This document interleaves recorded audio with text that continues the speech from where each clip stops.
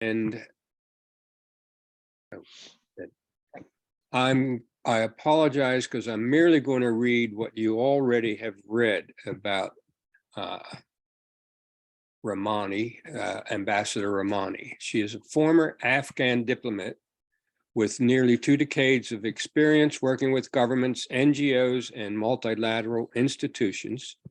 Ambassador Rahmani was the first woman to serve as Afghan's ambassador to the United States of America, 2018 to 2021, and Indonesia, 2016 to 2018, and as a non-resident ambassador to several other countries. She was the first accredited Afghan ambassador to the Association of Southeast Asian Nations and the first Director General for Regional Cooperation at the Ministry of Foreign Affairs of Afghanistan. Prior to her career in foreign service, she worked with nonprofit sector in various countries. Welcome, Ambassador Rahmani. We'll turn it over to you. Thank you so much for the introduction. Good evening, everybody. It is a real distinct pleasure for me to be here this evening with you all. And as I mentioned before, as you were popping up, and was getting excited to meet the family that I have been living with without having the chance to meet. So thank you, first of all, for your interest. I was prompted that I could talk about my time as the ambassador here, which ended now. I'm kind of still in loss for about 1 year. I always think about 2021 being last year. I think I see the notes, so I think I'm not the only one. There is others who share that with me.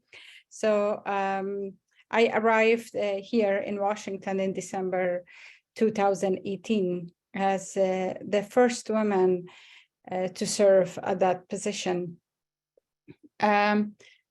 I was not only the first woman to assume the position, I was also the first in many other ways that made the situation, or made the position, if I could say it that way, more complex. Let me backtrack and share with you that for most countries around the world, in fact, I think I don't know of any exception that I'm aware of, but getting the top job in Washington is the top of their diplomatic career as a diplomat. So people who come as a ambassador to Washington, then they are the one wondering what would be the next position, because everything else somewhat feels like a demotion. And for my country, where I come from, this used to be a position that only royal family had access to. And later on, when the country was no longer a monarchy, which happened when I was a child, and then it was always the one who was very, very close to the top person in power. Either they come, and it's also true for many other countries. Usually you had to pay for the campaign, or be part of the campaign, or be a minister, or there must be a relation as such. So I came without that kind of insulation as well. In fact, being the only person in my family that went to government and politics, I came from a family of small-scale entrepreneurs. Nobody ever served in the governments. So arriving here in Washington in 2018, where the country, the international community had already was determined to leave Afghanistan because they were too tired, things were not working the way they wanted. But most importantly, the political support domestically had waned off. And it was true for all the countries around the world, pretty much, but the US was leading that effort. So as I arrived here, I remember vividly, it was 14th of December 2018. I was greeted as I came out of the plane by the State Department, and we went on the side and got through and came. I came to my residence, which used to be on in the corner of Foxhall and Reservoir, and at 12 o'clock I was in the office, and since then there was no minute that I could really take off. During the entire time that I served in the position, I took 5 days off, and even during that 5 days, I was receiving continuous calls from the capital. The time was difficult because I was juggling with so much, including the perception that was already built. But the most difficult part of my work was also what was going back home, the chaos, the deterioration of the institutions, and the lack of trust that was continuously building up. Nevertheless, it was a super interesting position or time that I had. My days would start like the first thing before I was able to even fully be awake. I had to check the phone and see if everything is still okay, if the country is in place, has any major changes has happened, am I in my place, and check with all of that and then get on with the day. The other challenge was, of course, because of the rapidly changing environment. I was every single day, I needed to think, what is my message today? What is the focus? What am I, where I left off yesterday, last week, last month, or so that we need to pick up, and what I need to concentrate within the schedule for the day. And often I needed to make the policy calls because the instructions were not flowing in time as one would think. The position of an ambassador is highly political. So the outside of it is the receptions and the speeches and the media and whatnot.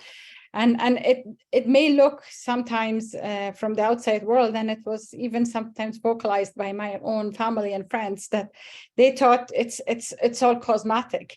But then there is many layers of that cosmetic look sits on it, and that is, you have to be always right, or try to mask it so that it looks right. And it's really always for this difficult situation, you are between a rock and a hard place. Definitely was my situation, and needed to, of course, I used to write briefings and send it back to Kabul most of the time, very late at night and in the early mornings. I don't remember any time finishing up before, especially when I would do a briefing, and it was happening a couple of times a week, sometimes before 1 a.m. I don't remember many instances. So and the reason that it was taking me so much time was that I had to be super careful to say things, but at the same time be very extra careful about how it would be perceived, but also be accurate. But at the same time, I was having a hard job. I had to tell them the things that they didn't want to hear. And that was including some of the policies that I was noticing. Nevertheless, as I mentioned, very interesting post. I managed to make the relationships that continues to shape my own life. I made friends. All the people that I know are my friends who I got to know through this work here in the United States, and all the people that were my friends before this position are no longer my friends. because when you are in a position like that, the view changed. I lost a lot of girlfriends. The way they viewed me was very different than the friend that they had. And I had to be extra careful. They would ask a question and I could not give them the answer because it was a requirement of my job. I could not share those things, and they didn't get it. So it was very fulfilling and very busy social, a life that was super busy socially, but at the same time very lonely. I have an 8-year-old daughter, and that's my connection, an extension to the community, because she went to school and Susan Hampshire's son shared the class with her, and this is how I had the pleasure of meeting. So my real group really became the few moms that I met at school, because they were the only people that I could be myself. I didn't need to put a mask on and be careful and watchful of what we share. I was also very cognizant during the entire time about how important this city is.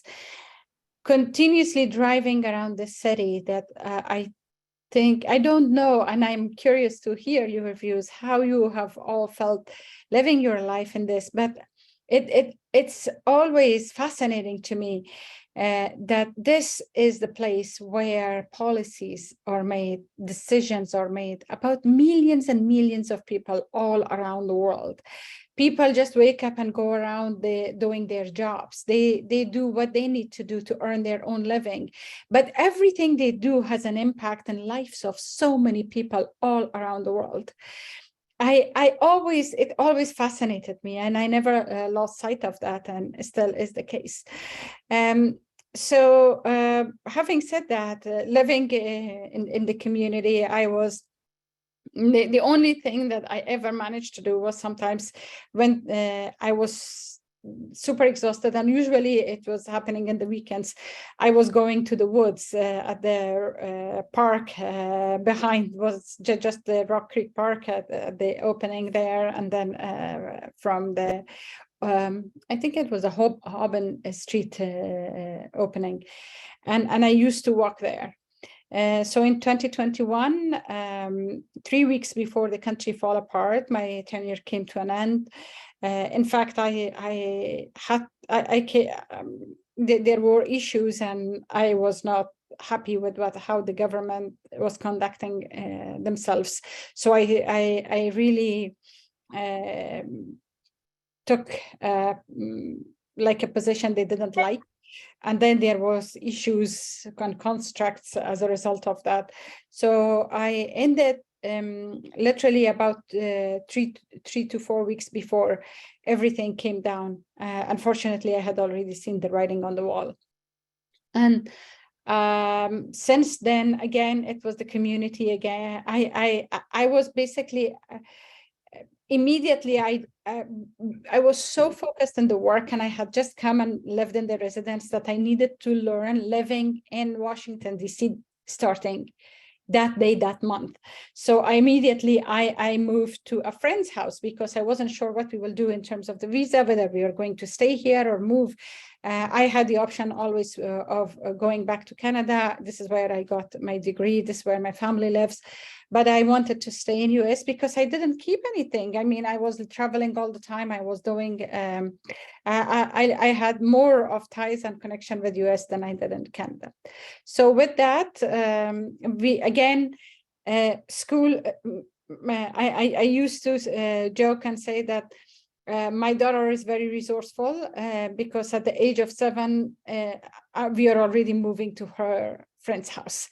That's exactly what happened. We moved to one of the diplomats' house at the community, very close to Key School, who were our friends, and we met in Indonesia. We didn't actually meet in Indonesia. It happened that we were also, our kids were going to the same school, even in Indonesia. And during the COVID, I was hosting some of the parents because that in my backyard, because that was the only way that the parents could possibly come, because you needed to be outside. So Yeah, and that's what happened. We stayed there in their house for about a month or a month and a half until we figured it out.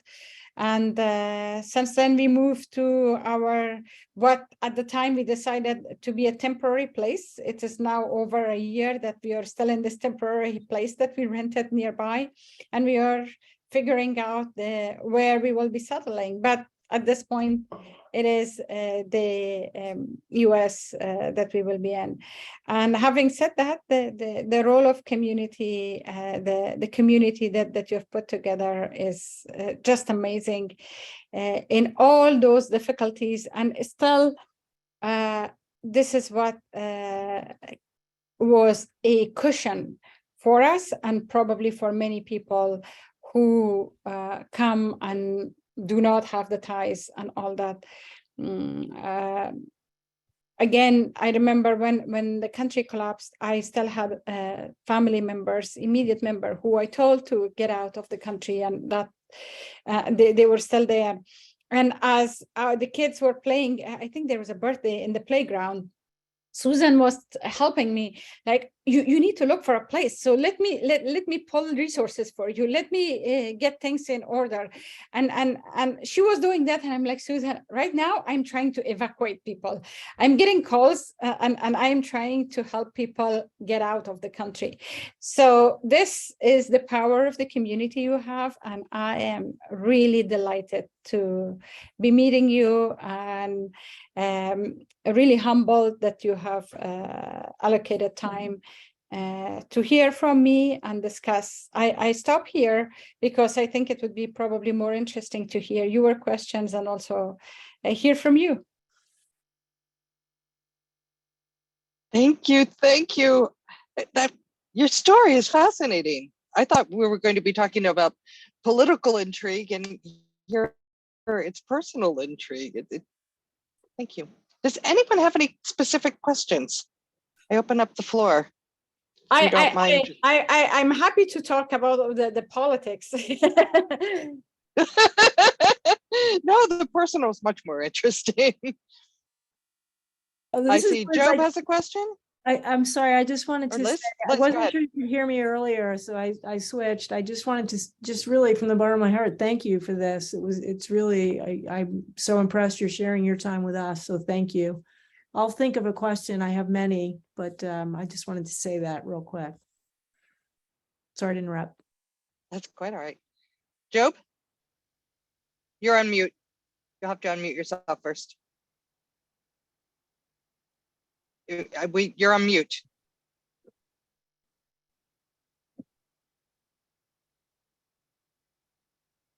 Okay. Wally had a question. Wally had a question. Yes, Ambassador, how often did you communicate with the president of Afghanistan, who at that time I think was Ghani? Is that how you pronounce it? Yes. On the phone we spoke maybe. It really varied. Sometimes after 2 months, sometimes once in a month, or it was really varied, because the problem was we were not set up on a secure line, and there was not a lot that we could really talk. But the way I communicated with him, and pretty regularly, was writing. In fact, given his background, and he is an academic, and and also my understanding of how he functioned and how he perceived information, it was much easier to present him with written material than oral material. So with that, I mean, several times a week, I would say. So I used to send him a note. The next day, I would get another note that or another picture through some more secure mediums with his handwriting, writing what his reaction was. I used to go until the beginning of the time that COVID really hit. which was not very long, which was like over a year, to Kabul regularly as well, because technically and our agreement was that I should have gone every 6 to 8 weeks back. But then again, because of some of the issues that were present, and some people were not very comfortable around him, that I was holding this position, so they made it a bit more difficult. But nevertheless, it never really disrupted that, and the communication was mostly happening in that format. I would write him, he would write back, it would be exchanged. Job, now that you have your mute figured out, can you figure? Does it work? Good. It's working. I would like to know whether the Taliban took quick action against the diplomatic community, against you and the rest of the diplomatic community, and what did they do, in fact? Thanks. Not at all. Do you mean actions? I was here. So when the country collapsed, I was still here. So I haven't returned, and I have been advised not to, because everybody and every time I checked, especially when, like recently through my new role, I was in Dubai, and it was hard for me because this is like, I want to stop and you could go to Kabul, and I used to always do that. But again, I have been advised not to. And because even prior to their takeover, I was in the target list. But for the other diplomats, those who stayed in the country, if they have been known to be vocal, they had to find ways to secure themselves and their families. As a lot of them managed to get out. If they were outside the country, they haven't returned.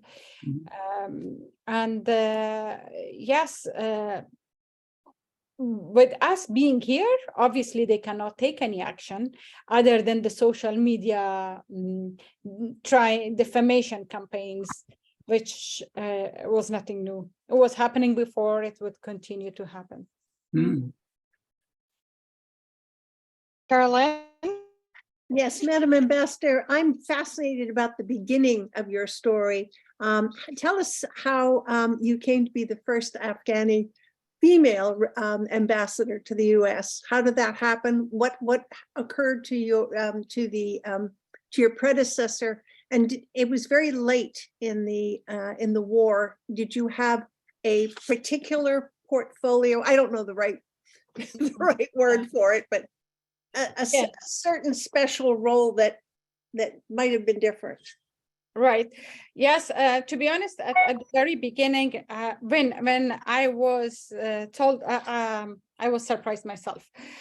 So I was ambassador to Indonesia. The term usually for ambassadorships, the normal one is for 3 years. After 3 years, you move either back to the capital, or in certain cases, you could be reappointed to somewhere else.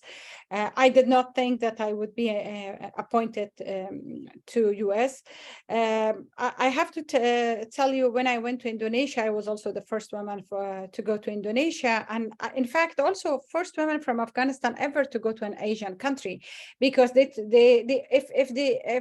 from Afghanistan, they ever sent a woman ambassador, there were very few of them to begin with. Like there was one before under the previous administration, or 2 under the current. They would only send them to European countries where, it would be appreciated as a good gesture of the country. Like they would send them to Norway or Switzerland and alike. But to Asia, I would spare you the long story of how I even got to go to Indonesia. But when I went there, the relationship between the 2 countries had started since Indonesia got its independence, and it was a 68-year-old relationship when I went. In the entire 68 years, there was only one visit from the president of Indonesia in 1961 to Afghanistan. And there was no relationship other than that ever. So they was kind of like the two countries barely knew about each other. So, but during the 2.5 years that I was there, the first state visit from Afghanistan was arranged. The state visit from Indonesia, both from president and vice president, was arranged. The foreign minister used to take regular trips to Afghanistan. Every single body in Afghanistan came to Indonesia. Every single body from Indonesia pretty much went to Afghanistan. There was trade facilitation. So a lot happened. But most importantly, there was another thing that people don't know is that during that time, we also facilitated talks with the Taliban. We really had an opportunity to have a mediated agreement when I was in Indonesia, but there were reasons and it didn't materialize, and then the talks between US and Taliban started. So to me, when I was offered, it was of course a lot of what happened was to surprise of people back home, but then and of course the president's visits and all that, but even then my predecessor was called home to become the national security advisor. And the minute he got home, I got a call saying, when are you coming? And I said, why, like, what is the reason? Should I come? They're like, yeah, come here as soon as possible. So the next day I was there. And then I was told that I should be preparing to go as an ambassador to US. That came to a surprise to me. So what was the portfolio? The portfolio was I was never told, of course. And there were a few things. The president did want to send a woman. And in fact, he had me in mind before sending my predecessor to US. Again, it's a long story. I want to spare you. But then it didn't happen. And then when with that in mind, that it should be a woman, I was a woman who had delivered in Indonesia, but I was also a woman who did not have political ties. So probably I'm thinking that probably they did think that I was dispensable if things didn't work. Oh, God. So therefore, but it was mostly what I did in Indonesia that prompted them that at this time it was President Trump was here and things were not going great. And they thought probably that I was a good choice, but to me it was my performance in Indonesia, and probably also the fact that I was not tied to any other political party, that they wouldn't fear me.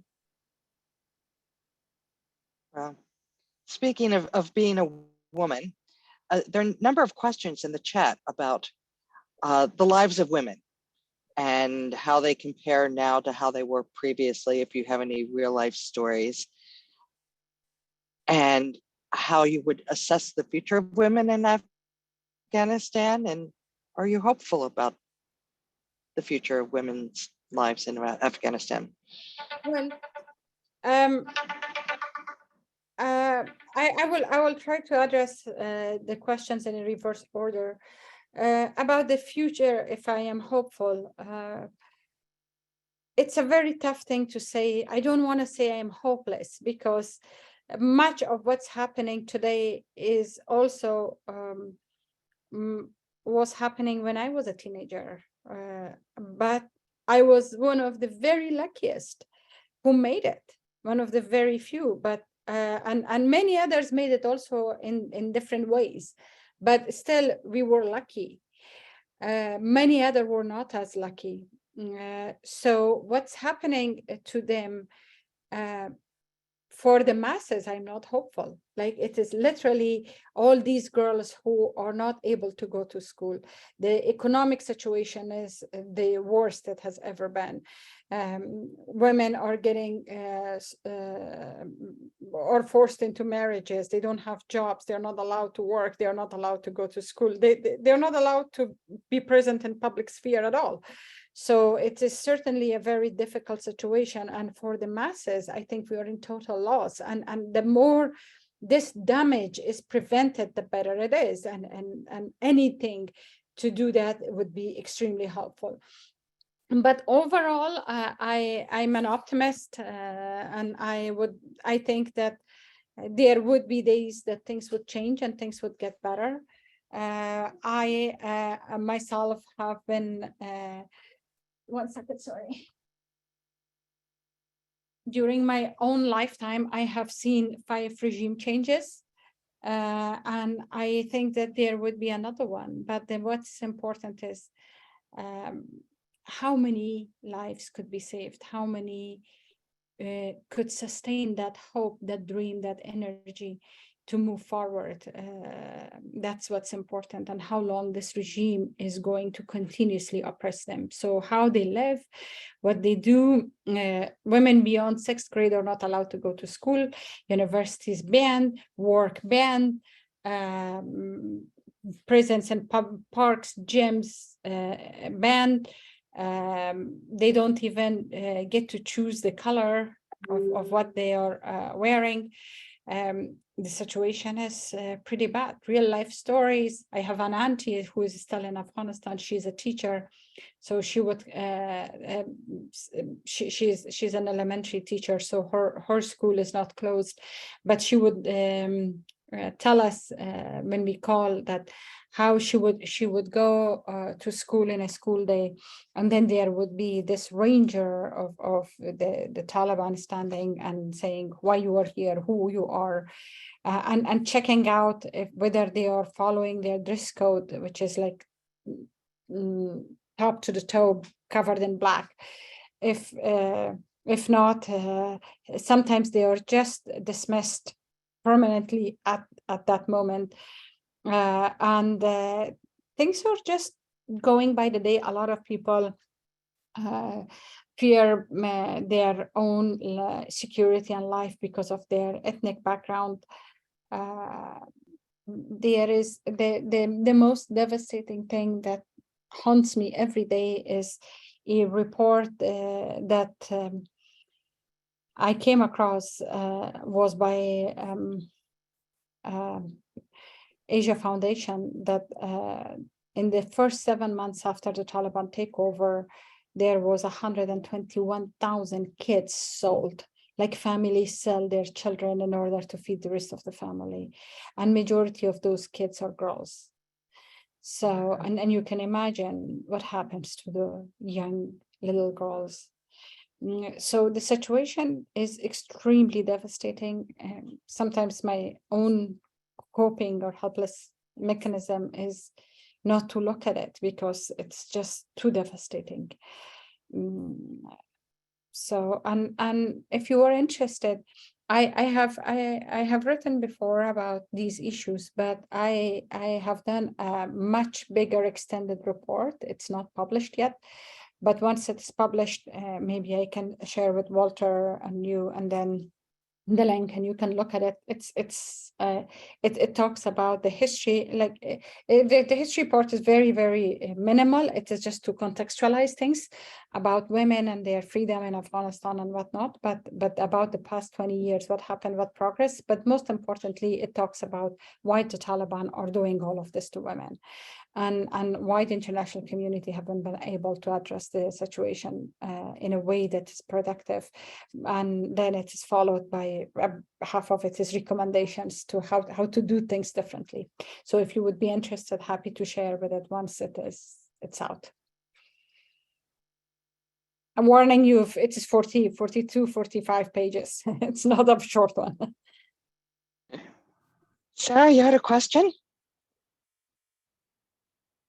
Yeah, I was wondering about, in the period right before the U.S. withdrawal, I mean, how much of a surprise was it to you and the people you were talking to in Afghanistan, also the people that you talked to in the U.S. government, that the Taliban took over? I mean, was that something that people considered a possibility, or was it a complete surprise and Yeah, so it depends who you are.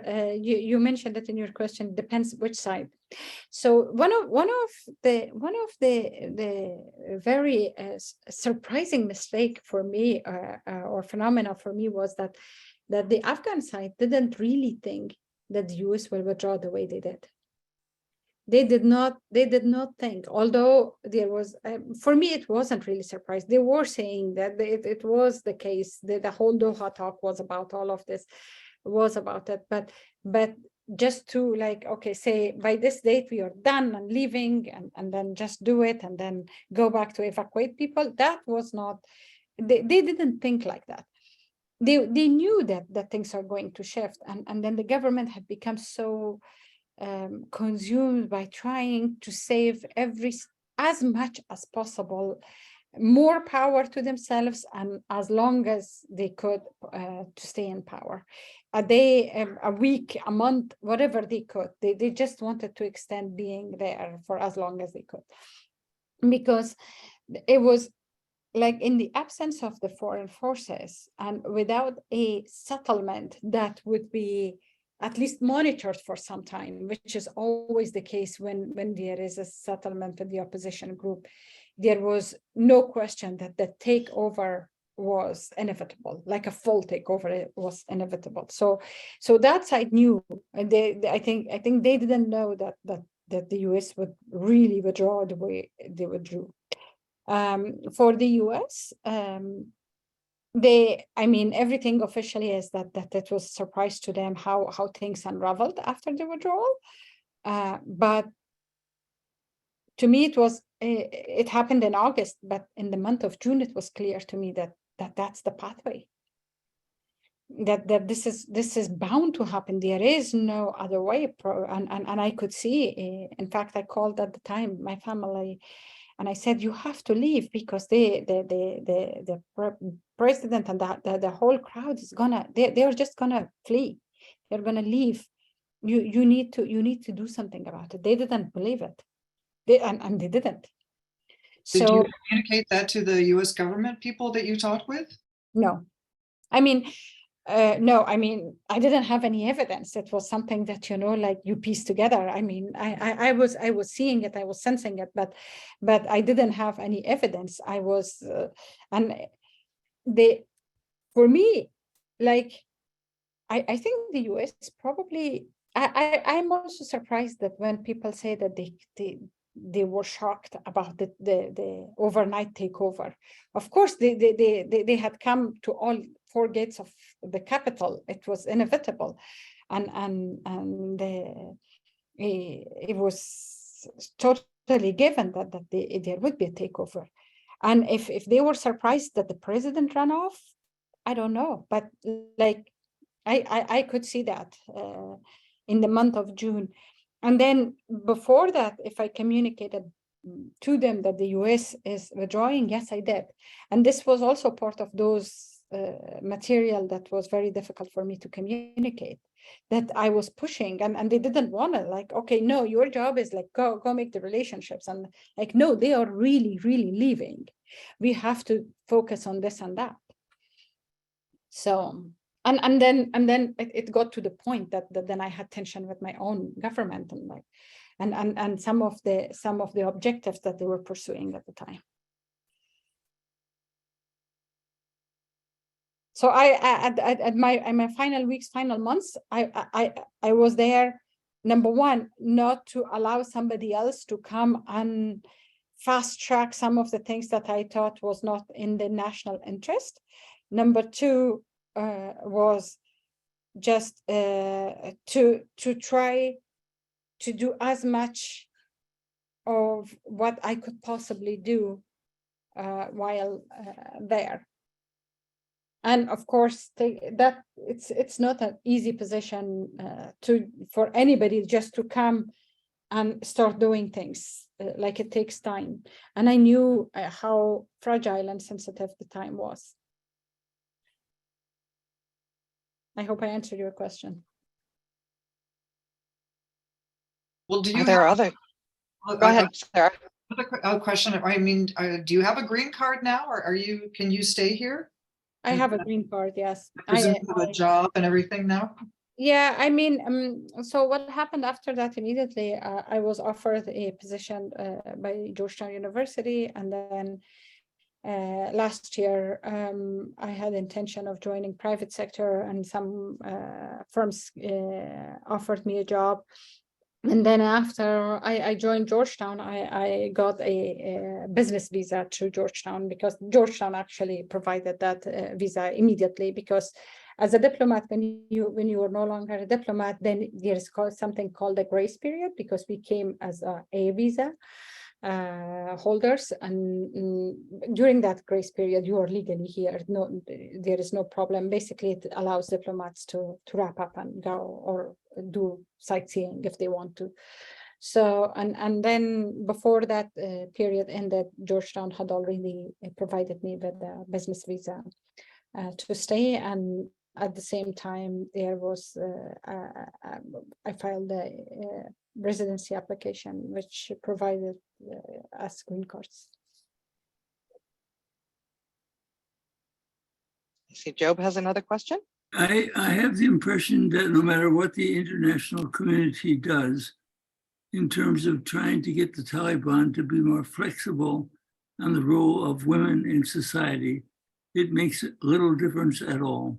Yes. Have you heard anything at all? Is there any evidence that, is there any crack in the Taliban approach to women? Is there anything there? Is there a discussion there? Is there a bunch of people in the Taliban that say, we should unleash women to this? We should let them work in international organizations, blah, blah, blah.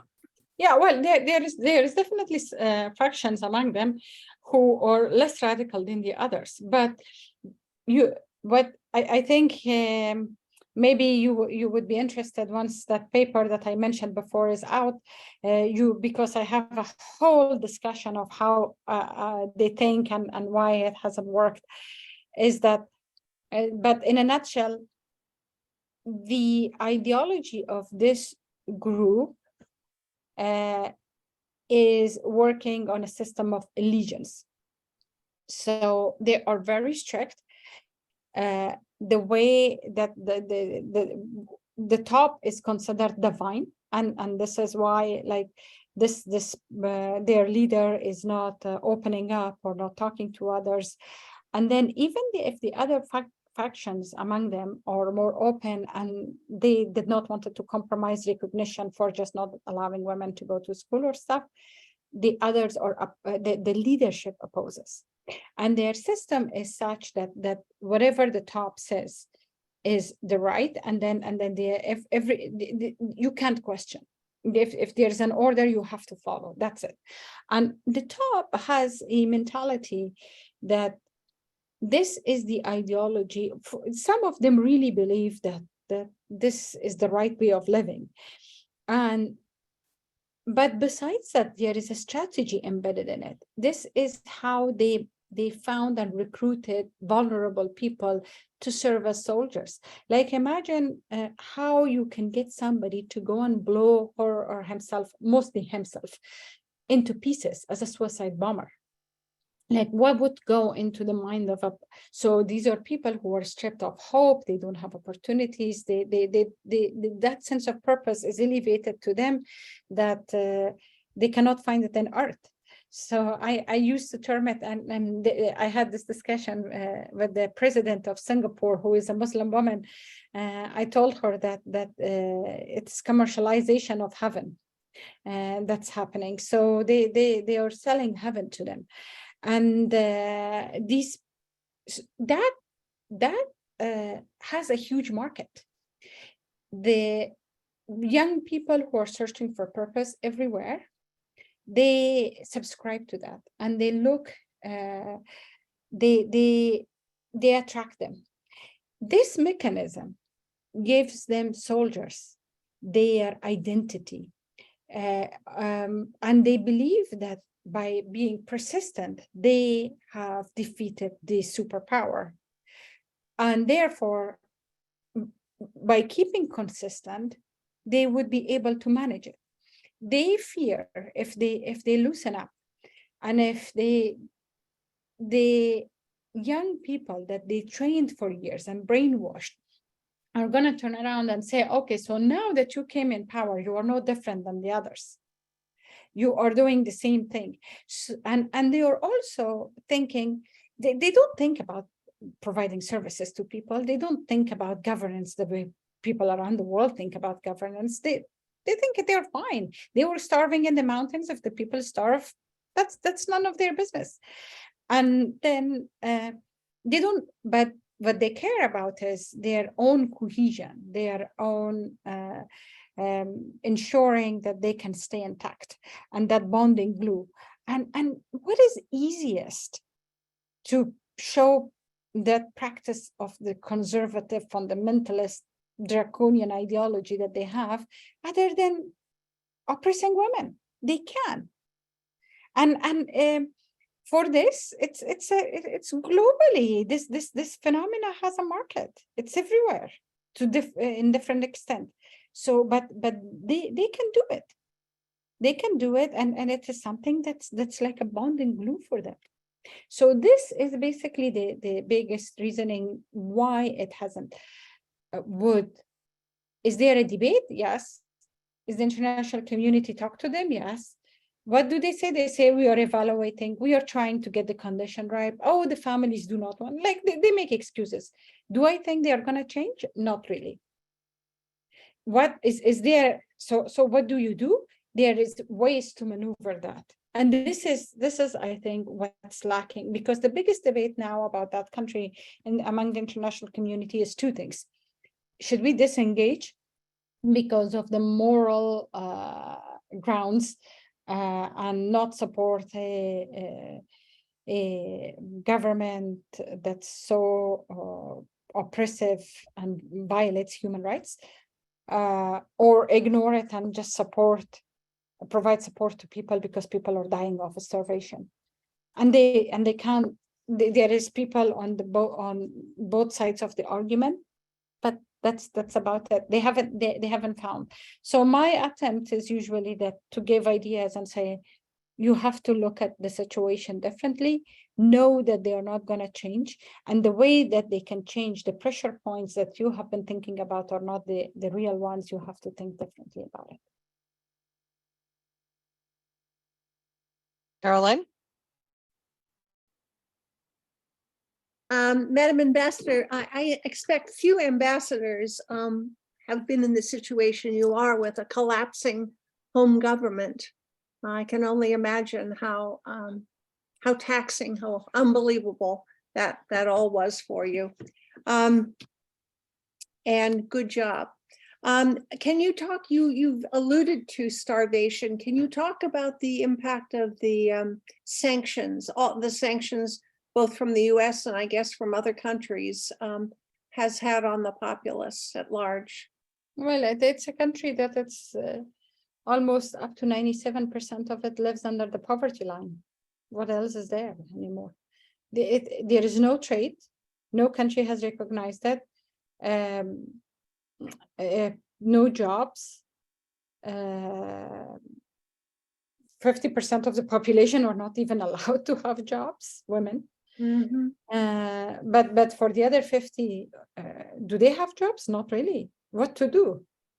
Like how the bureaucracy works in a country that has no relationship with any other single country, no banking relationship, no trade, no production. Yeah. And it's not like Iran, like Iran was at a very different standing. They produce a lot of what they need themselves. Mm-hmm. Before the Taliban's takeover, we were still importing around 90 or more than 90% of most of our commodities from outside. Mm. So. Mm. Wow. Thank you. Are there any other questions? Speak well, up. Ambassador Rahmani, this is Kate Perry. I live here in the Palisades also. And I've been struck that you said that you had reached out to your daughter's classmates and their families, but it also strikes me that there must be an Afghan community here. I know several people who are Afghani or very involved in Afghan culture, and they've had a huge impact even on our immediate neighborhood. We have Omar and his Arakosia restaurant, which we take all of our friends to, all of our family. Yes. Everyone loves it. Yes. And he's an amazing person. And there he was in the Washington Post. You know, he divided up his 3 restaurants amongst his daughters. It's an incredible story. Yes. And he's an incredible person. We got to know him just as he was setting up the restaurant here on MacArthur Boulevard. And also David and many family members who work there.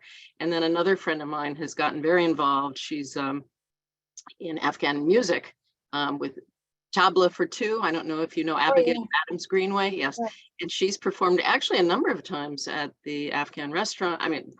At the, I don't think she performed there, but she performed at the embassy and various residences. And she has totally adopted that. And is it Masood, whose family has the shop in Georgetown? So, I went with her and I found, a gorgeous lapis box I didn't know I needed, about this big. It's stunning. But, so with all these horrible things happening in your country, nonetheless, your culture and people are having a huge impact on our community. And I just want to thank you. And I hope that we give you the sustenance and resilience, to get through and overcome. Thank you. Oh, thank you. Thank you for mentioning those. Yes, all those people that you mentioned are amazing people. I know Omar very well. I know, of course, Abigail and Masood. They used to regularly perform both at my embassy and my residence when I was in my previous position. And there are many more of them, and they have been contributing to the community. When I mentioned reaching out, I also said something before. Before when I was in my previous role, it was very different. I was the first women ambassador, and they could not see anything else beyond that title and position. It's not a critique. But my relationship with everybody was very much defined somewhat within that. What I mentioned about the class, the school was that was so different, because then I was a mom. I was going there being a mom, not being ambassador. So that's the difference that I was basically. But yes. I'm glad that there are many Afghans. In fact, there is a huge community in Virginia and Maryland and all over US and California and many other places that have been contributed. They have been introducing the culture and studying and contributing to their communities. And it's great. And this is why it's important for a country like this. And before I had the experience in Canada, that how it becomes a melting point. People come from different cultures and they share, and the better that adjustment period is, the easier and the better communities will thrive together. We have time for one last question. Anyone wants to speak up? Yes, Janet here. I'd like to ask you, Madam Ambassador, do you have any, I'm sure you have hopes and wishes for your country and yourself and your family. Do you have any specific outlooks of what might happen?